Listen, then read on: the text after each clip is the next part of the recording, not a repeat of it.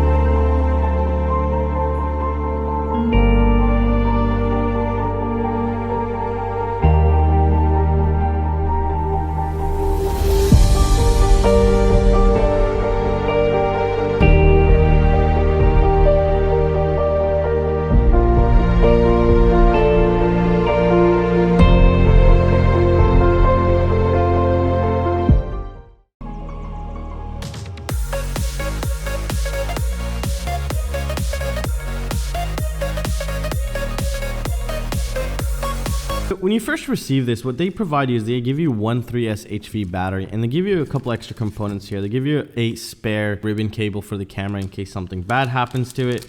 The OSD remote in order for you to change the settings on your FPV camera, because this has two cameras. It has an HD camera and it has an FPV camera. The OSD menu button will be used to change your FPV camera settings. Next, we have extra propellers, some screws, and some tools as well. We have a Phillips screw head, and we also have an Allen key here to replace out the propellers, and the instruction manual as well. And obviously this carrying case, which is really nice to have. Now, let's talk about some of the components here. For the frame, they're using a plastic frame, which will tend to break. It's very obvious. It's not the strongest, but it's supposed to be really light here, and that was the whole idea in order to give you the most amount of flight time. Now, in terms of flight time, I would give this, anywhere between 2.3 minutes to 3.1 minutes of flight time maximum. It's not the most efficient, at least outdoors. It wasn't that efficient. Now, if we go down to the motors, these motors were really great. They're really efficient, but not with this setup, unfortunately. With this type of motor prop combo, it wasn't the most efficient, nor the most stable, I would say. So I'd highly recommended you try out some different ones as well on it. Now, they are 7,000 kV motors, which means that they'll run 3S just fine. And they will only basically run 3S unless you do some more modifications, because the way that the battery mounting solution is made here, it'll only take those 3S HVs. And again, they also provide you with the battery. Now, if you don't know which batteries to get, I'll have some link down below that will fit right here. Now, this does also come with different types of receivers. It has the flight controller that has the ESC's flight controller and also the receiver built into it. There's different kinds. You have the iBus version or the FlySky version and the FRSky version. And you'll be able to just immediately start flying without having to add your own receiver. However, you don't get the longest range. You could expect around maximum of maybe 50 meters or so if that's a clear line of sight. What's really nice is also there's an RSSI feed in the on-screen display. So in your goggles, you can see how much signal you have left. So that is also a really nice feature to have. Now, they're using Xt30 for its connection here for battery connections, which is really great. That gives you the most amount of power to be delivered down to your motors and something you want here. Now, if you happen to ever burn a motor or break a motor, what's really nice is you can just easily buy a new one, pop this off and plug the new one in, and you're going to be good to go. Now, if we talk about the other components, now what's basically left on this is the camera and the video transmitter. Now, the video transmitter is an amazing transmitter here. I've used it on a couple quads. I have it on a couple quads, and it could broadcast at some crazy levels and give you really good video feed for long range. So basically your RF signal would die, which is a transmitter signal, would probably go out before your video signal goes out, which is something really great for a little tiny micro like this.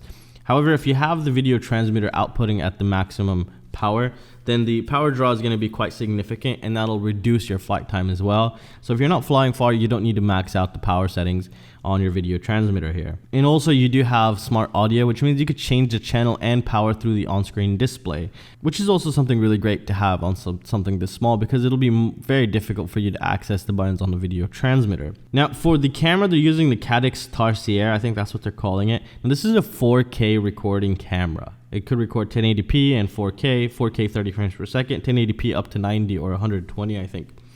However, you need to take something into consideration. This frame is plastic. I'm not applying much force to actually make it do these bends here. And if you're flying this outside, it will tend to kind of vibrate a little because it's trying to fight the air, all kinds of dirty air, and it'll add a little jello in your video feed. Now, if you don't have the ND filter, which is this little black piece, it does come with the ND filter. Now, if you don't have this, the jellos and shakes will translate really badly into your HD video. So that's why you want to keep this on. However, if you crash and this will easily pop out. So make sure you secure this, because I did lose it once and I was able to find it, which is something really great. Now there's also something very important to take into consideration with the camera here. Now if you plug in your SD card and it doesn't want to record, then it should immediately start recording, and then if you take a look on the left side, there will be a red LED blinking. Now if it's not blinking and there's an SD card in there and it's powered on, then that means what you need to do is log into the Wi-Fi and format the SD card. So we can set up the SD card in a way for it to actually write on it. Now, in order to log into the Wi-Fi on this, what you need to do is you need to look to the left also again, left of the camera here. Now, if you have it facing away, it's the left side. You have two buttons. What you want to do is you want to hold this back button for about 8 seconds. It says there should be an LED. Sometimes it turns on, sometimes it doesn't turn on. But just hold it for like 8 seconds and it should be on. And you could scan it with your phone and then download the Hakcrc app and then log in and just format the SD card. After you format it, it should immediately start recording. Now there's also a little downside to this. Once you unplug the battery, it doesn't save the file. But if you plug the battery back in, it'll save that previous file. It's really weird, I know. So if you went flying and then you landed and you forgot to press the stop record. Now to stop record, you just click the back one here, the same one for the LED, just click it once. Now once you landed and if you forgot to press record, the video file will be corrupt. However, if you plug the battery back in, it'll fix the video. It's pretty crazy. I don't know how it does that, but it actually does that. So that's a good thing.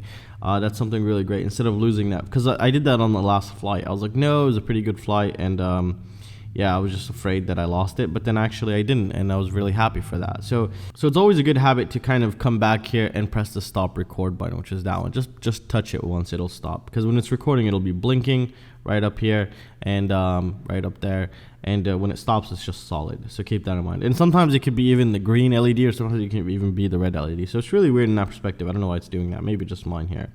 But other than that, it works really great. However, you will need the ND filter. That is a must to have. And you can log into the camera and change a lot of settings, which is really cool. And what I'm going to do now is I'm going to leave you guys with the flight footage. It was just a really simple flight. I was just taking it easy, trying to get some shots in. It was my first time flying it, so I needed to get used to it. It's not really made for outdoors, in my opinion. Maybe like no wind outdoors. It was kind of windy that day. And yeah, well, I'm just going to leave you guys the footage. You check it out for yourself. And it's a really nice one. And again, this is nothing that's going to be wasted money, because you could repurpose every single component on this thing to do something else, which is really great. So yeah, if you got this and you got bored of it, everything here is like really good stuff. So you'll be good in that perspective. You probably just replace the frame here. And I'll see you in the next one, guys. Peace out.